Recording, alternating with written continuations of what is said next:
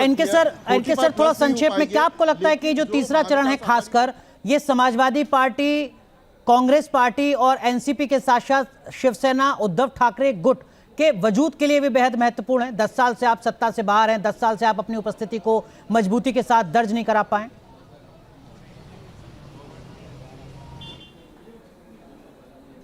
बिल्कुल सही कहा आपने। देखिए, ये रीजनल पार्टीज हैं और ये बड़े ही छोटे छोटे बेस पे आई हैं, कास्ट बेस है उनका ज्यादातर का, तो या एक कोई आइडियोलॉजिकल कमिटमेंट है उससे आई हैं।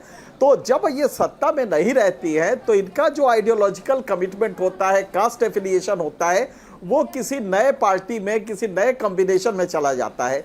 तो समाजवादी पार्टी ऐसी party, Bahujan Samaj party, Samajwadi party, इन लोगों के लिए एक बड़ी दिक्कत है। लालू यादव के लिए अभी भी उनके पास चूंकि विकल्प नहीं है वहां पे, और यादव का परसेंटेज वहां पे करीब 16 है और मुसलमानों का 18-19% है, तो ये दोनों मिला के एक फॉर्मिडेबल कॉम्बिनेशन बन जाते हैं जो यूपी में नहीं है। बिल्कुल, यूपी में मुसलमान बटा हुआ है, मायावती को भी देता है, कांग्रेस को भी देता है।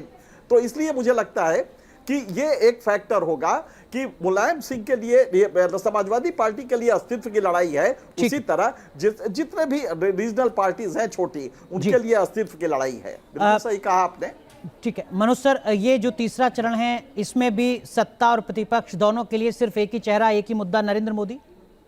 हाँ देखिए, बीजेपी ने जो पहले वो था, कहा था कि भाई कि बीजेपी की जो स्ट्रेटेजी थी कि भाई मोदी को सामने रखना, तो मेरे ख्याल से वो स्ट्रेटेजी आज की डेट में भी है, लेकिन मोदी की टोन में योगी के प्रति मैंने जो चेंज है वो देखा है, खासकर तीसरे चरण से पहले। हाँ, खास तौर से उससे पहले।